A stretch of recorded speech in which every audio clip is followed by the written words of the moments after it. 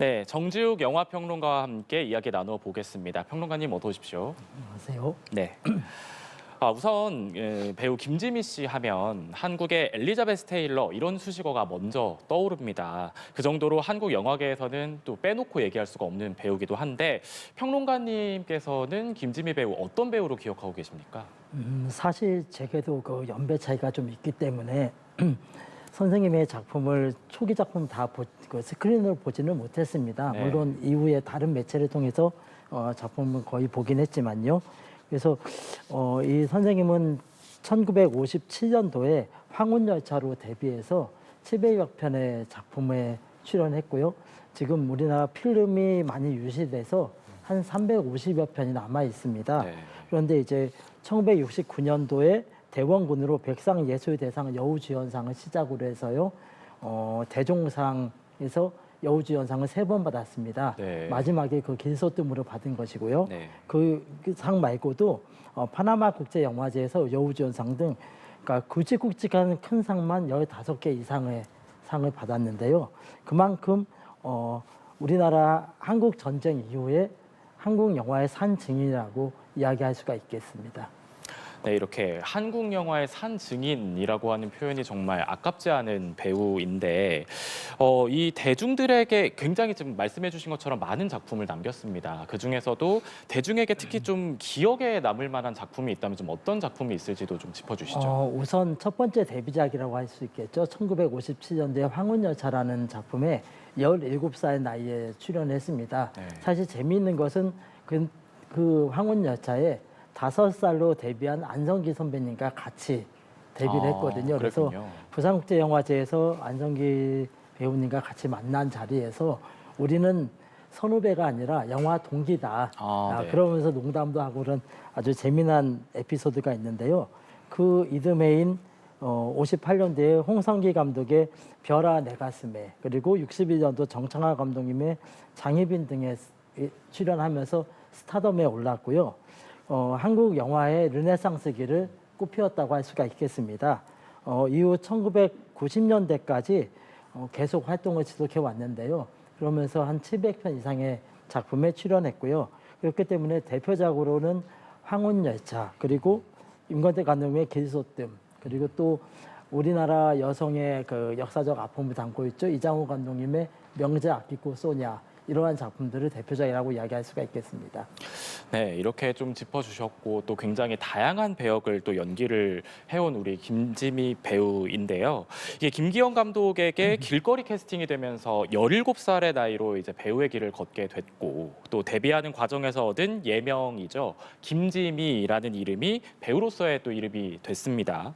당대 최고의 미녀로 또 꼽힐 정도로 전형적인 한국 여성의 이미지와는 다르게 또 한국의 엘리자베스 테일러 이런 수식어도 또 얻었다고 하는데 어떤 이게 의미였는지도 설명 좀 해주시죠.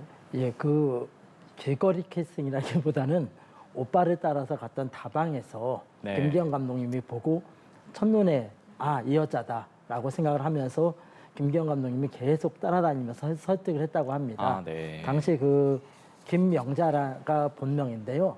예, 김지미 선생님이 그때 미국으로 유학을 가려고 계획을 하고 있었는데 그 설득에 넘어가서 결국은 황혼열차에 출연하게 되고 배우의 길을 걷게 됐다고 하겠습니다. 예. 그런데 김지미 선생님은 사실 젊은 시절 사진만 봐도 우와 정말 예쁘다 아름답다란 그런 감탄이 지금도 나올 정도거든요. 그리고 그러한 미모가 노년이 돼서까지도 유지가 될 만큼 그 선생님의 미모는 아주 뛰어났습니다.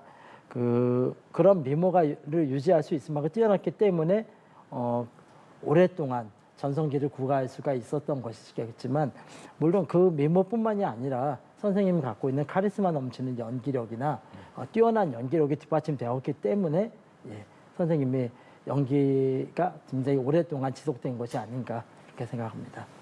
네, 이렇게 말씀해 주신 것처럼 또 외모만 빼어났던 게 아니고 또 이제 당대 최고의 감독들이었던 뭐 이제 김기영 감독, 또 김수영 감독, 임권택 감독 이런 이제 굵직한 거장들과 함께 작업하며 연기력도 또 두루 인정을 받은 배우기도 하죠. 이러한 이력, 화려한 여배우라고 하는 이름으로 또 영화인 명예의 전당에 오르기도 했고 또 2016년에는 은관문화훈장까지 받기도 했었는데 이 김지미 배우 한국 영화계에서는 어떤 존재였다 이렇게 볼 수 있을까요?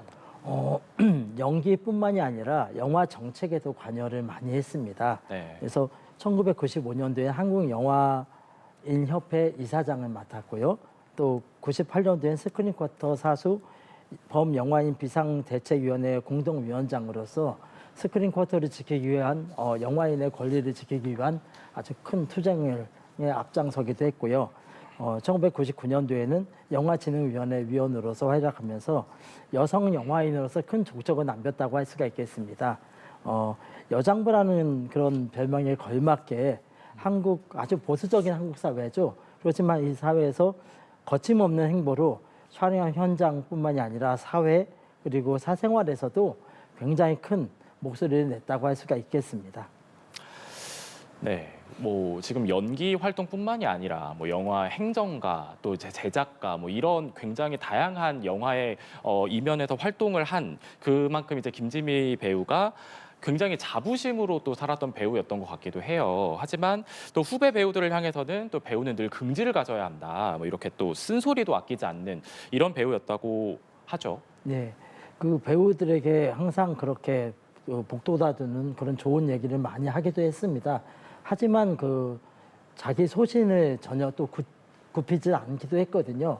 그래서 그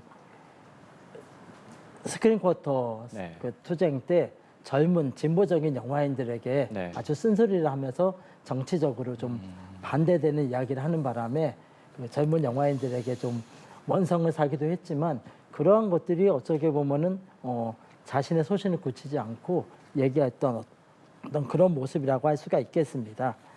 하지만 또 그런 모습뿐만이 아니라 굉장히 부드러운 모습도 있었는데요. 2019년도에 모 일간지하고 인터뷰를 하고 있을 때 70대 노신사가 찾아와서 아주 조심스럽게 꽃다발을 건넸다고 그래요. 네. 그러면서 주머니에서 뭔가를 메모지를 하나 꺼냈는데 51년인 1968년에 그 부산 태화극장 그 재개관 때 네. 그때 김지미 선생님이 해준 사인을 51년 동안 간직하고 있다가 그걸 꺼내서 보여줬다고 그래요. 그러니까 김지미 선생님이 깜짝 놀라면서 아니 이거 지금까지 그러시면서 또 다시 새로 사인을 해주셨다고 그러거든요. 네. 그러면서 손을 꼭 잡으면서 건강하시라고 그런 이야기를 나눌 만큼 따뜻한 면모를 가지고 계시기도 했습니다. 네.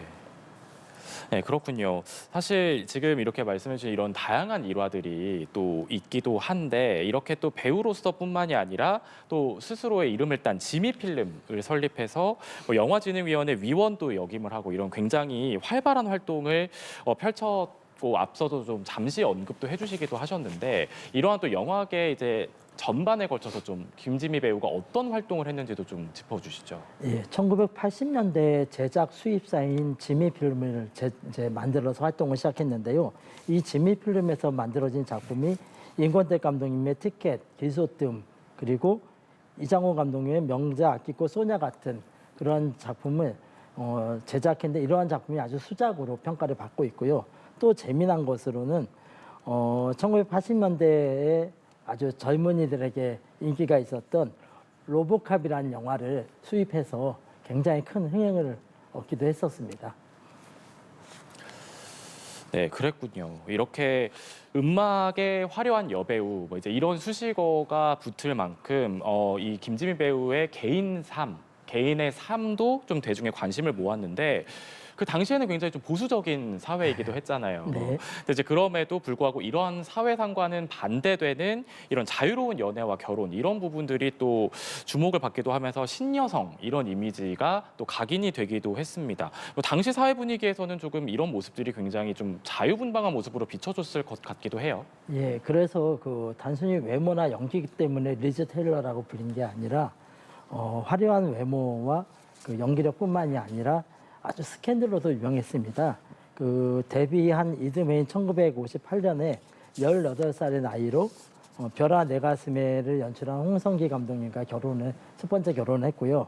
그 다음에 유부남이었던 스타 배우 최무룡 씨와 스캔들로 네. 구속이 되기도 했습니다. 네. 최무룡 씨와 재혼을 하기는 했는데 1969년에 이혼으로 끝나게 됐고요. 1970년대 중반까지는 가수 나훈아 씨와 또 연분을 뿌렸는데요.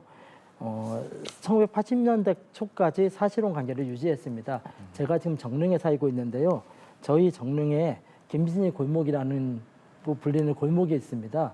그곳이 김지미 씨가 살던 곳인데 지금도 그 집 터에 석축이 남아 있거든요. 근데 재미난 거는 그 김지미 씨하고 연배는 맞지 않지만 20년 전인 그 화가 이중섭 선생이 거기에 살고 있었거든요. 네. 그러면서 그 정릉 풍경이라는 그림을 남겼는데 그 그림 안에 김지미 씨가 살았던 그 집의 그 석축 그리고 집이 이렇게 담겨 있기도 합니다.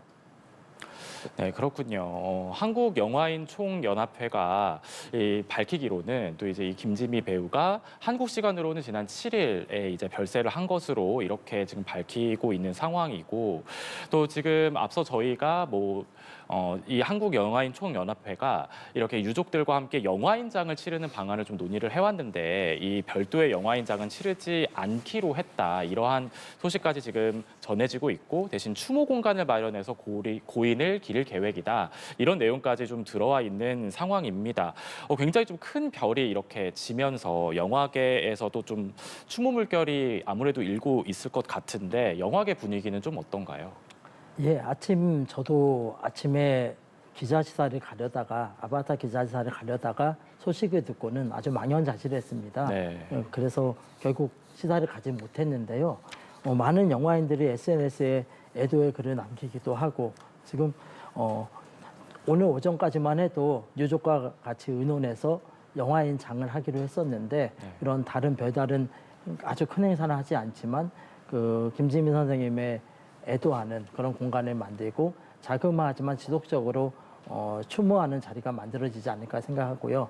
지금 많은 영화인들이 애도 속에서 자기 스스로 굉장히 많은 추모의 시간을 갖고 있다고 생각합니다. 네, 오늘 말씀 여기까지 듣겠습니다. 지금까지 정지욱 영화평론가와 함께 배우 김지미 씨의 연기 인생 한번 되짚어봤습니다. 오늘 말씀 고맙습니다. 예, 감사합니다.